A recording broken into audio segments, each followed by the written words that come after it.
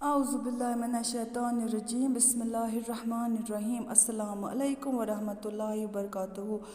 Dear students of class 6, as you know, we did explain the explanatory work of the chapter maps, the very chapter of your geography. Now there are some textual questions to be answered. Let us answer them. Answer the following questions briefly. A part. What are the three components of a map? Mapich three componenten hindis baras man chu to lekhun tum kum chu. Em questionuk answer chu. The three components of the map are Gonithe chu mame to vonmut explain kormut distance, direction and symbol. Ak chu distance emo component mapuk, beak chu direction, بیاکھ چھِ سِمبل چھِ سَمان ترٛےٚ تِم مطلب ترٛےٚ component چھِ میپَن ہٕنٛدۍ ڈِسٹَنس ڈایریکشَن تہٕ سِمبل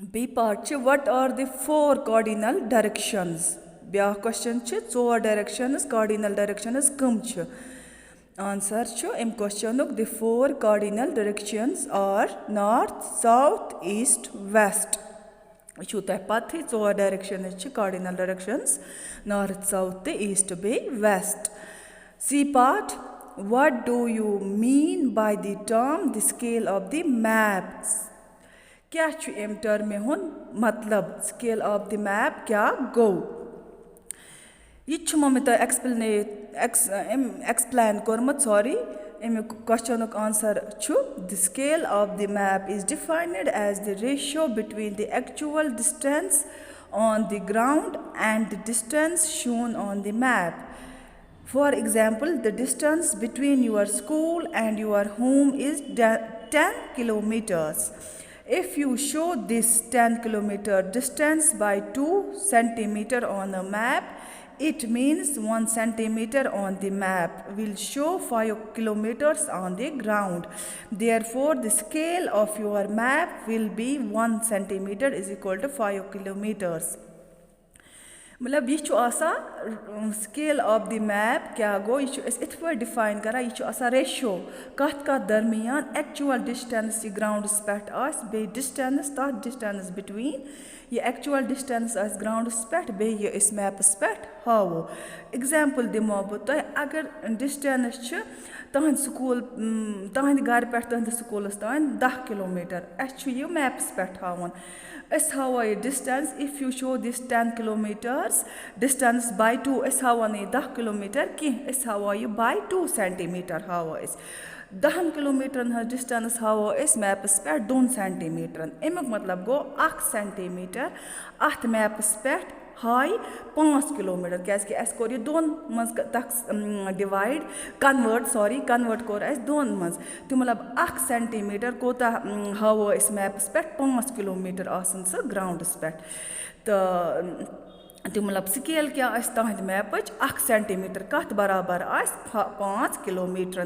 یِتھَے پٲٹھۍ چھِ ہاوان أسۍ ایٚکچُوَل ڈِسٹَنس چھُ آسان گرٛاوُنٛڈَس پٮ۪ٹھ بدل یہِ چھُ آسان ratio between actual distance on the ground and the distance shown on the map اَمہِ ایٚگزامپٕل پٮ۪ٹھ تَریو تۄہہِ اَصٕل پٲٹھۍ سَمٕجھ Moving towards our next question which is how are maps more helpful than a globe? Maps کیٛاہ چھِ زیادٕ فٲیدٕ منٛد آسان globe کھۄتہٕ اَمہِ کوسچنُک آنسَر چھُ maps are more useful than a globe as they provide us with a lot of information about the earth. Globe can be useful only when we want to study the earth as a whole, but when we want to study only a part of the earth, only a map comes to be useful for this purpose. Maps can be used to show finer details of the earth, including its physical features such as mountains, plains, rivers, oceans, etc., and the political divisions of the earth like countries, states, cities, villages, etc. We can also know certain specific information about roads, rainfall, distribution of forests, industries, etc. using maps. Map چھُ اَسہِ تَوَے ضروٗری Globe کھۄتہٕ کیٛازِکہِ یہِ چھُ اَسہِ واریاہ اِنفارمیشَن دِوان زٔمیٖن کِس بارَس منٛز سٲنِس أرتھٕ کِس بارَس منٛز مگر گلوب چھِ تَوَے تیُتُے یوت یوٗزفُل یِژ پٲرۍ اَسہِ أرتھ آسہِ کَرُن سٹَڈی ایز اَ ہول یِژ پٲرۍ اَسہِ سورُے آسہِ أرتھُک سورُے کینٛہہ وٕچھُن تِژ پٲرۍ کیٛاہ چھِ أسۍ کَنسَلٹ کَران تِژ پٲرۍ چھِ أسۍ کَران کَنسَلٹ گلوب تہٕ مگر یِژ پٲرۍ أسۍ وٕچھو کانٛہہ حِصہٕ پٔٹِکیوٗلَر حِصہٕ سٕپیسِفِک حِصہٕ سُہ کَتھ پٮ۪ٹھ چھِ أسۍ وٕچھان سُہ چھِ أسۍ میپٕس پٮ۪ٹھ وٕچھان تِژ پٲرۍ چھِ اَسہِ کَمیُک درکار پٮ۪وان میپُک تہٕ میپٕس چھُ اَسہِ ہاوان پوٗرٕ ڈِٹیل أرتھٕچ اَتھ منٛز چھِ یِوان فِزِکَل فیٖچٲرٕس تہِ اَتھ منٛز چھِ ماوُنٹینٕز یِوان پٕلینٕز ہر کینٛہہ ہٮ۪کو أسۍ میپَس پٮ۪ٹھ وٕچھِتھ لوکیٹ ہٮ۪کو کٔرِتھ کَنٹرٛیٖز تہِ ہٮ۪کو پُلٹِکَل ڈِوجَنٕز تہِ چھِ أسۍ ہٮ۪کان لوکیٹ کٔرِتھ میپَس پٮ۪ٹھ یِتھ پٲٹھۍ کَنٹرٛیٖزَن ہٕنٛدِس بارَس منٛز سٹیٹ سِٹیٖز وِلیجِز ہر کینٛہہ بیٚیہِ چھُ اَسہِ یہِ دِوان سٕپیسِفِک اِنفارمیشَن کٔمَن ہٕنٛز بارَس منٛز روڈَن ہٕنٛدِس بارَس منٛز رین فال کۭژاہ چھِ أکِس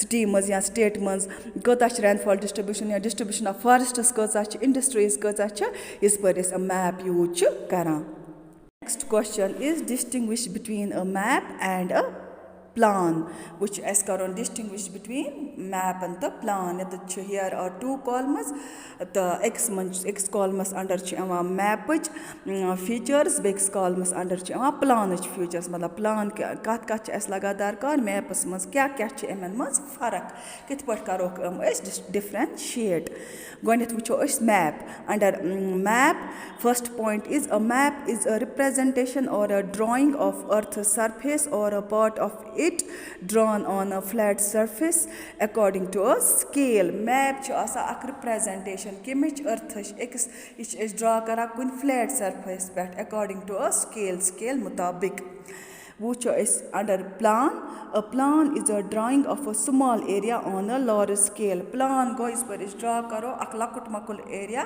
آن a large scale Under a map, point number 2 is it covers only the important features as it has to cover a larger portion of the earth. یہِ چھُ کران important features ہٮ۪کو cover. Map چھِ کران important features cover. کیٛازِ کہِ اَتھ چھِ large portion of earth آسان locate کَرٕنۍ. It has to cover a large portion of the earth. Under plan, point number 2 is it gives every finer detail of an area or a place as it has to cover a small area. یہِ چھُ اَسہِ دِوان finer detail. finer اَصٕل detail چھِ دِوان اَسہِ کُنہِ ایریاہٕچ کُنہِ جایہِ ہٕنٛز کیٛازِکہِ أمِس چھُ آسان لۄکُٹ مۄکُٹ ایریا کَوَر کَرُن plans. Our next question is point number 3 under map is it is drawn on a small scale. Map چھِ أسۍ کران drawn small scale پٮ۪ٹھ. Under plan, point number 3 is it is drawn on a large scale. یُس یہِ plan چھُ آسان یہِ چھِ أسۍ بناوان large scale پٮ۪ٹھ. Next question is which map provides detailed information? Answer. اَمہِ کوسچنُک آنسر چھُ a large scale map provides detailed information. کُس میپ چھِ اَسہِ ڈِٹیلٕڈ اِنفارمیشَن دِوان large scale میپ چھِ اَسہِ ڈِٹیلٕڈ اِنفارمیشَن دِوان ڈِٹیلٕڈ معلوٗمات دِوان. G part is how do symbols help in reading maps? Symbols سۭتۍ کیٛاہ مدد چھُ اَسہِ لگان میپ پَرنَس منٛز؟ اَمہِ کوسچنُک آنسر چھُ it is not possible to draw on a map the actual shape and size of different features such as buildings, roads, bridges, trees, railway lines or a well. So they are shown by using certain letters, shades, colors, pictures and interpret the map. With the use of these symbols, maps can be read easily even if you don't know the language of an area. We can collect information from maps with the help of these symbols. سِمبلو وَرٲے چھِنہٕ پاسِبٕلٕے میپٕچ ایٚکچُوَل position shape کیٛاہ آسہِ یا ایٚکچُوَل size کیٛاہ آسہِ مُختلِف feature یہِ ہاوان چھِ اَسہِ میپَس پٮ۪ٹھ یِم ڈرٛا آسان کَرنہٕ آمٕتۍ یِتھ پٲٹھۍ بِلڈِنٛگٕز چھِ روڈٕز چھِ بِرٛجِز چھِ ٹرٛیٖز چھِ ریلوے لاینٕز کَلَس نہٕ سِمبلَن منٛز آسہِ یہِ أسۍ ہٮ۪کو نہٕ اَنڈَرسٕٹینٛڈ کٔرِتھ کینٛہہ یا اگر کرٛیٖل تہِ آسان یِم چھِ ہاوان اَسہِ مطلب یِژ پٲرۍ أسۍ کینٛہہ لیٹَر چھِ کَران یوٗز یا شیڈ یا کَلَر یا پِکچَر یِم چھِ کَران اَسہِ ایٚکٕسپٕلین ہاوان اِنٹَرپِرٛٹ کَران اَمہِ میپ کِس بارَس منٛز اَمہِ وَیو مطلب شیپو سۭتۍ کَلرو سۭتۍ پِکچَرو سۭتۍ یِتھ پٲٹھۍ مےٚ تۄہہِ ووٚنمو راتھ بِلوٗ کَلَر سۭتۍ چھِ یِوان ہاونہٕ واٹَر باڈیٖز گرٛیٖن کَلر سۭتۍ چھِ یِوان ہاونہٕ وِجِٹیشَن یا یہِ ہسا یہِ پٕلانٕز پٕلینٕز چھِ یِوان ہاونہٕ گرٛیٖن کَلرَس یِتھَے پٲٹھۍ چھِ یِمَن ہُنٛد واریاہ ضروٗرت چھِ آسان سِمبٕلَن ہُنٛد میپَس منٛز یِمو سِمبٕلو وَرٲے ہٮ۪کو أسۍ میپ پٔرِتھ کہِ یِژ پٲرۍ اَسہِ یِم سِمبٕل آسَن پَتہ أسۍ ہٮ۪کو میپ وٕچھِتھ ایٖزیٖلی اگر نہٕ اَسہِ تمہِ جایہِ ہٕنٛز لینٛگویج تہِ آسہِ پَتہ کہِ یِمو سِمبٕلو دَستہٕ کَرو أسۍ سٲری معلوٗمات حٲصِل کٕلٮ۪کٹ کَرو پَتہٕ گژھِ اَسہِ یِمو سِمبٕلو دَستہٕ یہِ میپ وٕچھُن یا پَرُن یا لوکیٹ کانٛہہ جاے کَرٕنۍ آسٲیِش this is all about today With this, I complete my today's lecture. We will meet again next time. Till then, stay home, stay safe. Assalamu alaikum.